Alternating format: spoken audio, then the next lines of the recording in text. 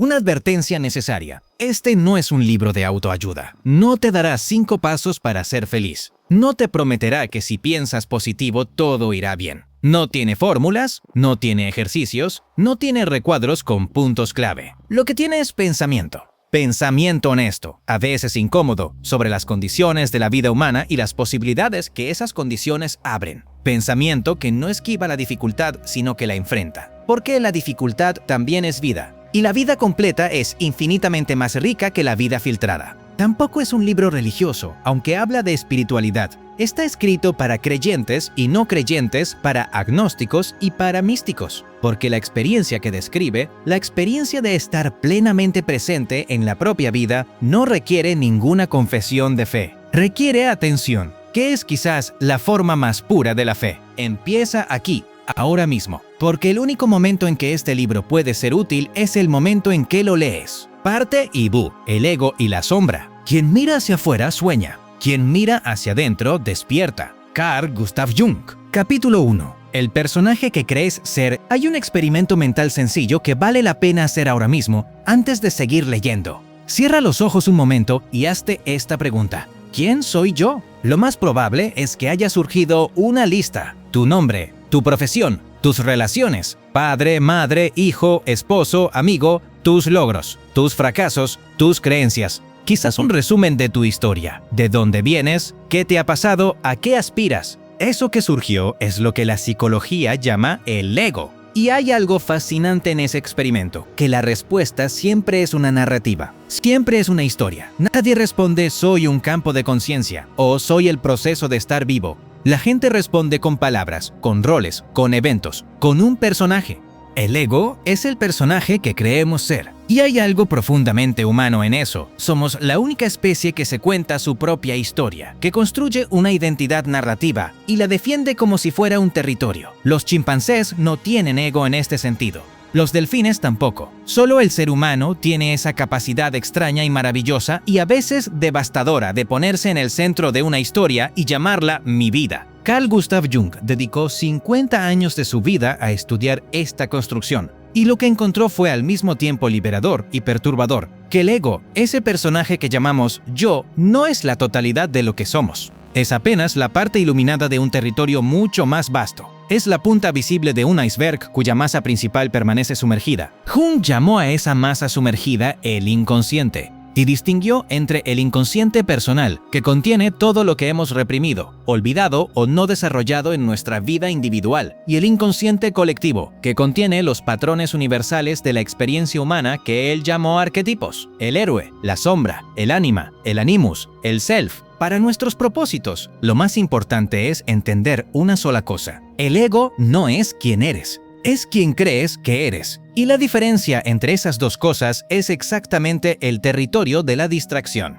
El ego como función, no como identidad. Antes de hablar de los problemas del ego, es importante hacer justicia a su función. El ego no es el enemigo, es una herramienta evolutiva extraordinariamente sofisticada. Piénsalo. Para sobrevivir en el mundo, el ser humano necesita un sentido de continuidad. Necesita saber que el que se acostó anoche y el que se despertó esta mañana son la misma persona, porque de lo contrario no puede aprender de la experiencia, no puede cumplir compromisos, no puede construir nada que dure más de un día. El ego proporciona esa continuidad. Es el hilo narrativo que une los momentos de la vida en algo coherente que llamamos una vida. El ego también cumple una función protectora. Distingue entre yo y el mundo, entre lo que me pertenece y lo que no, entre lo que me amenaza y lo que no. Sin esa distinción, la existencia sería un caos indiferenciado. No podríamos tomar decisiones, no podríamos establecer prioridades, no podríamos cuidar a los que amamos. El problema no es el ego en sí mismo. El problema es cuando el ego se toma demasiado en serio.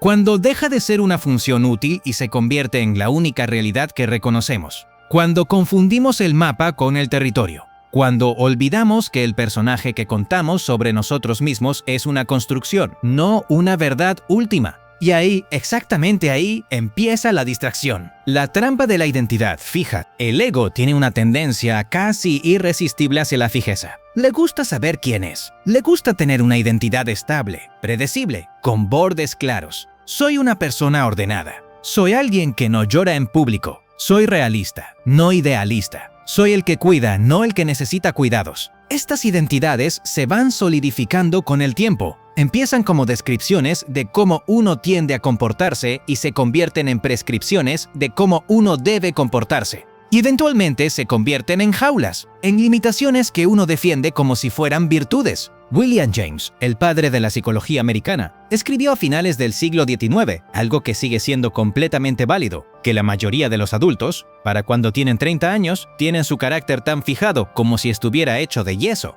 No porque la vida los haya obligado a hacerlo, sino porque ellos han decidido, la mayoría de las veces inconscientemente, que ya saben quiénes son y no necesitan seguir descubriendo. El resultado es que dejamos de sorprendernos a nosotros mismos. Dejamos de hacer cosas que no estaban en el guión. Dejamos de explorar territorios que nuestra identidad fija no incluye. Y eso es la muerte en vida que Cabral describía cuando decía que estamos distraídos. La vida es movimiento perpetuo. La identidad fija es la resistencia al movimiento. Y esa resistencia es exactamente lo que genera el sufrimiento que confundimos con depresión. Jung y el proceso de individuación. Jung propuso que el verdadero proyecto de la vida humana no es construir y defender una identidad, sino un proceso que él llamó individuación, el movimiento hacia la totalidad, hacia la integración de todos los aspectos de uno mismo, incluyendo los que hemos reprimido, los que nos dan vergüenza, los que no encajan con la imagen que queremos dar. La individuación no es un destino, sino un camino. No es un estado al que se llega, sino un movimiento que no termina. Y su punto de partida, paradójicamente, es reconocer que el ego no es el centro, que hay algo más grande en nosotros que ese personaje que creemos ser. Jung llamó a ese centro más profundo el self, con minúscula en castellano para distinguirlo del ego. El self no es el yo consciente, sino el centro organizador de la psique completa, incluyendo el inconsciente. Es el aspecto de nosotros que sabe más de lo que sabemos que sabe. El que habla en los sueños, el que se expresa en los síntomas cuando ignoramos lo que necesitamos, el que aparece en los momentos de gracia, cuando hacemos algo sin esfuerzo y con una exactitud que nos sorprende a nosotros mismos. Cabral, sin usar el lenguaje de Jung, hablaba exactamente de eso cuando decía: escucha al sabio que llevas dentro, el que tiene siglos y no años como tu cuerpo. Ese sabio es el self. Ese sabio es lo que queda cuando el ego se aquieta. Y el ego, hay que decirlo, raramente se aquieta por voluntad propia. Necesita ser invitado, persuadido, a veces sacudido, por la crisis, por el amor, por la experiencia del límite, por el silencio, por la contemplación de la naturaleza, por el arte que nos rompe, por la presencia de alguien que nos ve de verdad. Capítulo 2. La sombra, el lado que no queremos ver. Hay una historia que cuenta Jung sobre un estudiante que llegó a él en busca de análisis. El joven era brillante, educado, moralmente irreprochable, al menos en su propia opinión. Le dijo a Jung: no entiendo por qué sigo teniendo problemas en mis relaciones. Yo hago todo bien, soy amable, soy considerado, soy honesto. El problema siempre está en los demás. Jung lo escuchó con atención y luego le dijo algo que el joven tardó años en comprender. Todo lo que no reconocemos en nosotros mismos, lo vemos en los demás. Eso es la sombra. Todo lo que hemos decidido que no somos, o que no queremos ser, no desaparece. Se va al inconsciente, y desde ahí opera. Nos hace reaccionar de manera desproporcionada ante ciertas personas o situaciones. Nos hace proyectar en los demás lo que no podemos ver en nosotros mismos. Nos hace repetir patrones que no entendemos y que juramos que no vamos a repetir. La sombra no es necesariamente lo oscuro en el sentido moral del término. La sombra es simplemente lo que hemos excluido de nuestra identidad consciente. Para alguien muy controlado, la espontaneidad puede ser su sombra. Para alguien muy racional, la emoción puede ser su sombra. Para alguien muy serio, el juego puede ser su sombra. Para alguien que se define por su dureza, la ternura puede ser su sombra. Y hay algo más. Jung señaló que parte de la sombra contiene no solo lo que hemos reprimido porque lo consideramos malo, sino también lo que hemos reprimido porque nos da miedo ser. Los talentos que no desarrollamos porque teníamos miedo de fracasar, o de sobresalir, o de que nos cambiara la vida. La alegría que no nos permitimos porque aprendimos que el mundo es serio. El amor que no expresamos porque aprendimos que era peligroso. Robert Johnson, uno de los discípulos de Jung, describió esto con una imagen memorable. Cuando uno nace, llega con un saco de oro en la espalda, con todo su potencial. Y durante la infancia y la adolescencia, cada vez que algo de ese potencial no encaja con lo que la familia, la escuela o la sociedad espera de uno lo mete en el saco. Para cuando llega a la adultez, el saco que carga a la espalda ya no es de oro, sino de plomo. Y entonces pasa la vida arrastrando ese peso sin saber qué contiene. El trabajo de reconocer la sombra es el trabajo de recuperar el saco de oro, de mirar lo que metimos ahí y descubrir que no es tan terrible. Que hay energía ahí, hay vida ahí, hay potencial ahí, que esas partes de nosotros que desterramos no son nuestro peor aspecto, sino muchas veces el más vivo. ¿Cómo opera la sombra en la vida cotidiana? La sombra opera principalmente a través de dos mecanismos, la proyección y la compulsión. La proyección es el mecanismo por el que vemos en los demás lo que no podemos ver en nosotros mismos. Cuando alguien nos irrita de manera desproporcionada, cuando sentimos una reacción de rabia o de desprecio que va más allá de lo que la situación objetiva parece justificar, eso es casi siempre una señal de que estamos proyectando. El defecto que no soportamos en el otro es el defecto que no reconocemos en nosotros mismos. Esto no significa que el otro no tenga defectos reales. Significa que la intensidad de nuestra reacción nos está diciendo algo sobre nosotros, no solo sobre el otro. El que nos parece insoportablemente arrogante no tiene algo de nuestra propia arrogancia reprimida. El que nos parece irresponsablemente irresponsable no está tocando nuestra propia necesidad de soltar el control que no nos permitimos. La compulsión, el segundo mecanismo, es el modo en que la sombra nos lleva a hacer cosas que no queremos hacer o que juramos que no haríamos. El hombre que jura que nunca va a ser como su padre y encuentra a los 40 años que es exactamente como su padre. La persona que se enorgullece de su honestidad y un día descubre que lleva años mintiéndose a sí misma en el área más importante de su vida. El líder que habla de humildad y servicio y actúa desde la necesidad de poder y reconocimiento. La sombra no compulsiona porque seamos malos. Compulsiona porque no la vemos. La luz que no iluminamos se convierte en la oscuridad que nos gobierna. Cabral decía, el ego confunde a las cosas con su juicio. Cree que las cosas son lo que él piensa que son. Eso es exactamente lo que describe la proyección. El ego toma su propio contenido reprimido y lo proyecta sobre el mundo, convencido de que lo que ve está afuera y no adentro. Y desde esa confusión, desde ese malentendido fundamental sobre la fuente de lo que percibe, construye toda su relación con la realidad. El don de la sombra. Aquí viene lo que quizás es más sorprendente en el pensamiento junguiano. La sombra no es solo un problema, es también un don. La energía que contiene la sombra, cuando se integra en lugar de reprimirse, se convierte en vitalidad, en creatividad, en capacidad de estar plenamente presente. Jung observó que las personas que han hecho el trabajo de reconocer y aceptar su sombra tienen una densidad, una profundidad, una presencia que las personas que solo han cultivado su lado luminoso no tienen. Es la diferencia entre un santo de iconografía, perfectamente luminoso, sin sombra literalmente, y un ser humano real que ha mirado al fondo de sí mismo y ha vuelto para contarlo. El segundo es incomparablemente más interesante, más nutritivo, más capaz de ayudar a los demás precisamente porque sabe lo que hay en el fondo. Los grandes maestros espirituales, los grandes artistas, los grandes líderes que realmente transforman algo, casi invariablemente son personas que han pasado por su propia oscuridad y no se han quedado en ella, que han descendido, como Dante, al infierno interior y han subido transformados. No porque la oscuridad sea buena en sí misma, sino porque el descenso y la integración generan una comprensión de la condición humana que la luz sola nunca puede dar. Jung lo expresó con una paradoja que todavía resuena. No me ilumino imaginando figuras de luz, sino haciendo consciente la oscuridad. La iluminación no es la ausencia de sombra, es la presencia plena que incluye la sombra y la transforma. Capítulo 3. La máscara que usamos y el precio que pagamos. Jung tenía otro concepto que complementa el de la sombra, la persona. En latín, persona significa máscara. Y Jung usó ese término para describir el conjunto de actitudes, roles y comportamientos que presentamos al mundo. La persona es necesaria. Nadie puede ir por el mundo completamente expuesto todo el tiempo. Necesitamos diferentes versiones de nosotros mismos para diferentes contextos. La persona profesional que usamos en el trabajo, la persona familiar que usamos en casa, la persona social que usamos con los amigos, la persona íntima que usamos con los más cercanos. El problema, de nuevo, no es la persona en sí. El problema es cuando nos identificamos con ella, cuando olvidamos que la máscara es una máscara y creemos que es nuestra cara. Esto pasa constantemente.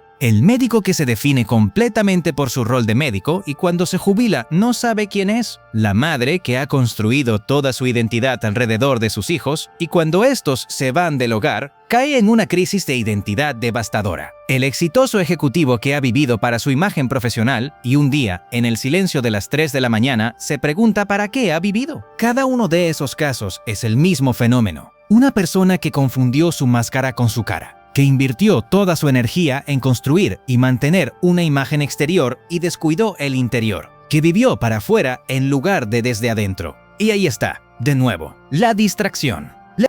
La máscara es una de las formas más sofisticadas de distracción. Nos distrae de nosotros mismos. Nos mantiene ocupados construyendo y defendiendo una imagen que, como toda imagen, requiere mantenimiento constante. Requiere aprobación externa. Requiere la validación de los demás para sobrevivir. Y esa dependencia de la validación externa es quizás la forma más insidiosa de no estar en casa. Frankl observó esto en los campos de concentración de manera brutal y reveladora. Los prisioneros que sobrevivían psicológicamente, más allá de la suerte y la fortaleza física, eran aquellos que habían encontrado algo interior que los nazis no podían quitarles. Los que habían construido toda su identidad en lo exterior, en el estatus, en el rol social, en la apariencia, cuando se les quitó todo eso, se derrumbaron internamente aunque sobrevivieran físicamente. Los que tenían algo interior, un sentido, un amor, una creencia, una misión, esos resistían, no sin sufrimiento, sino con dignidad. La lección no es que debamos buscar los campos de concentración como escuela. La lección es que construir la identidad desde afuera es construir sobre arena. Y que el trabajo de construirla desde adentro, que es el trabajo de toda una vida, no puede postergarse indefinidamente.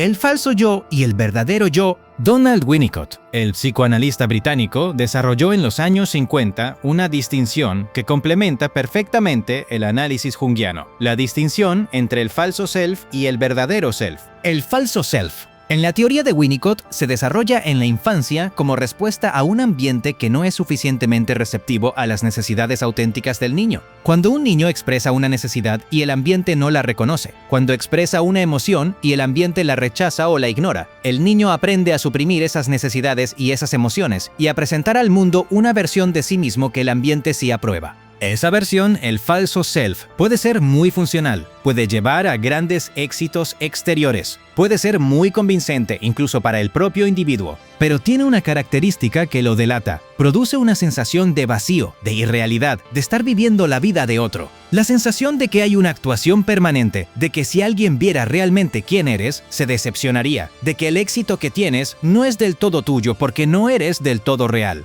¿Te suena familiar? Porque a la mayoría de las personas les suena familiar. El síndrome del impostor, como se llama en psicología contemporánea, no es una anomalía, sino casi una condición universal entre personas que han construido un falso self suficientemente exitoso. El logro está ahí, el reconocimiento está ahí, y sin embargo hay algo que dice, esto no es completamente mío. Porque no lo es. Es el falso self el que lo consiguió. El verdadero self, en contraste, es espontáneo, creativo, lleno de vida. No necesita aprobación externa porque se origina desde adentro. No tiene miedo al fracaso porque no ha definido su valor en términos de éxito. No necesita ser perfecto porque ya es real. Y lo real siempre es más valioso que lo perfecto. El verdadero self es lo que Cabral describía cuando hablaba de la inocencia. Es lo que los maestros Zen llaman mente del principiante. Es lo que Frankl encontraba en quienes sobrevivían con dignidad. Ese núcleo interior que permanece cuando todo lo exterior se cae. Y la buena noticia, la que este manifiesto quiere transmitir con toda su fuerza, es que el verdadero self no desaparece. Puede quedar oculto durante décadas bajo capas de adaptación y máscara y falsa identidad. Pero no desaparece. Está esperando, con una paciencia que avergüenza la impaciencia del ego. Capítulo 4. El ego en la cultura contemporánea. Si el problema del ego y la construcción del falso self no es nuevo, sus formas contemporáneas tienen características específicas que merecen atención. Vivimos en la primera era de la historia humana, en que la identidad es completamente electiva y completamente visible. Antes de las redes sociales, la persona que uno construía para el mundo tenía límites naturales. Solo la veían las personas con las que uno tenía contacto real. Ahora, la persona que uno construye para el mundo puede ser vista por millones y puede ser construida con una precisión artesanal que ninguna generación anterior tuvo a su disposición. Podemos elegir exactamente qué fotos mostrar, qué palabras usar, qué logros destacar, qué aspectos de nuestra vida presentar como representativos de quiénes somos.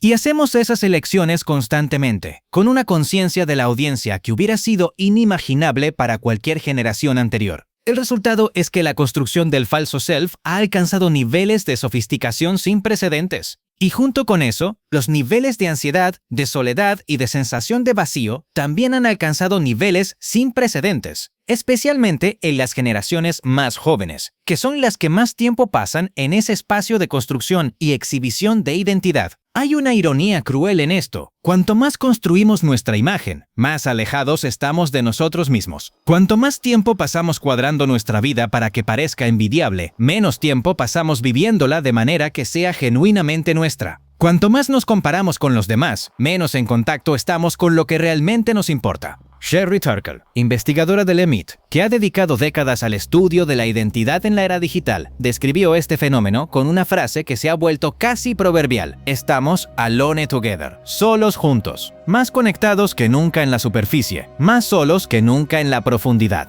Y aquí volvemos a Cabral, que sin haber vivido la era de las redes sociales, describió su estructura psicológica con absoluta precisión. El ego no vive, interpreta. Es una constante actuación que nunca alcanza la realidad. En 2026, esa actuación tiene plataformas globales, tiene likes, tiene seguidores, tiene monetización, pero sigue siendo lo mismo, una actuación. Y el costo de vivir en actuación permanente es el mismo que siempre fue: no llegar nunca a casa. La comparación como veneno. El ego no solo necesita saber quién es, necesita saber quién es en relación con los demás.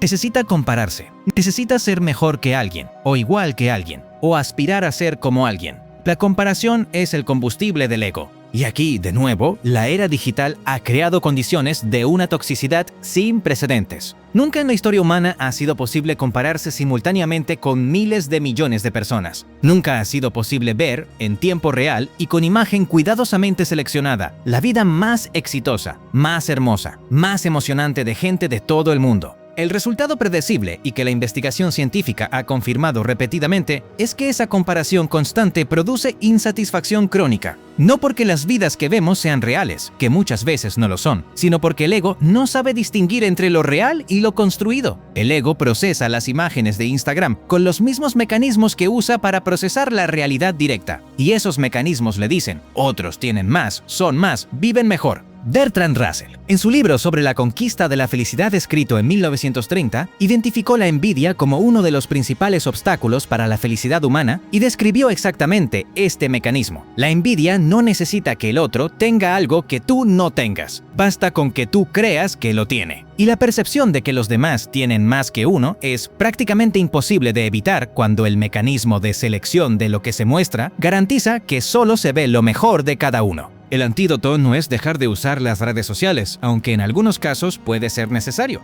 El antídoto es más profundo. Es dejar de construir la propia identidad en términos comparativos. Es encontrar el valor no en ser mejor que alguien, sino en ser más completamente uno mismo. Es lo que Jung llamaba individuación y lo que Frankl llamaba responsabilidad con el propio sentido. Nadie puede hacer eso por ti. Pero tampoco puedes hacerlo mientras estás distraído construyendo una imagen para los demás. Capítulo 5. El camino de vuelta a uno mismo. Hasta aquí, el diagnóstico.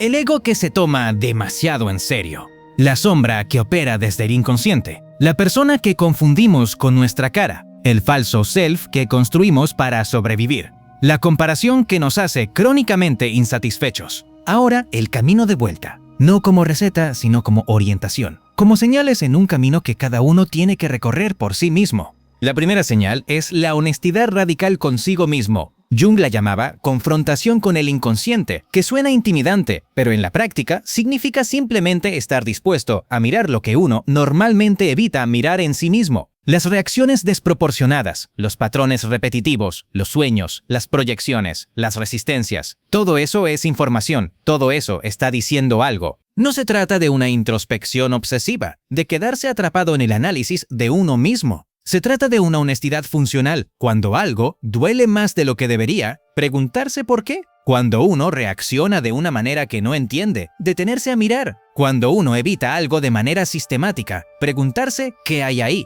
La segunda señal es la práctica del silencio. El ego vive en el ruido. Necesita estímulos, conversaciones, planes, preocupaciones. En el silencio, el ego se incomoda. Y en esa incomodidad hay información también, porque lo que aparece cuando el ruido se detiene es, con frecuencia, lo que hemos estado evitando. Las tradiciones contemplativas de todas las culturas han sabido esto desde siempre. El silencio no es la ausencia de vida, es la condición para escuchar la vida más profunda. Es donde el self habla con esa voz que Cabral describía como el sabio interior, la voz que tiene siglos y no años, que sabe más de lo que el ego cree saber. La tercera señal, y quizás la más paradójica, es la aceptación de la sombra. No como resignación, sino como reconocimiento. Decir, esto también soy yo. Esta rabia, este miedo, esta envidia, esta pereza, esta arrogancia. No para cultivarlos, sino para quitarles el poder que tienen cuando están en la oscuridad. Porque lo que se niega se fortalece, y lo que se reconoce puede transformarse. Jung tenía una frase que resume todo esto con elegancia brutal. La neurosis es siempre un sustituto del sufrimiento legítimo. Lo que no queremos sentir no desaparece.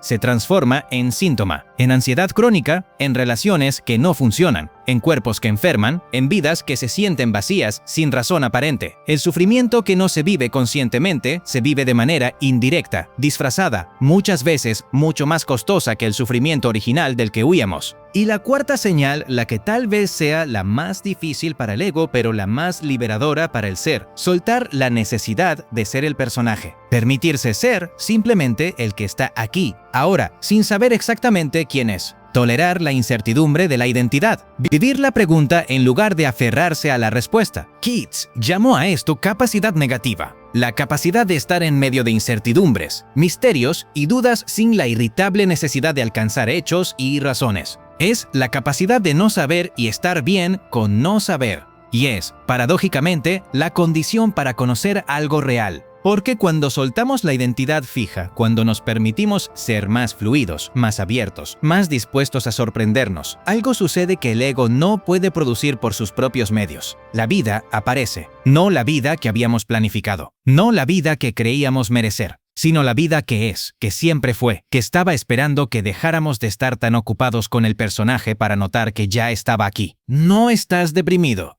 estás distraído. Distraído por el personaje que crees que eres, por la imagen que estás construyendo, por la comparación que te hace sentir siempre incompleto. La vida que buscas no está en ningún lugar al que todavía no hayas llegado. Está exactamente aquí, en este momento, en esta imperfecta, maravillosa, irrepetible presencia que eres cuando dejas de actuar.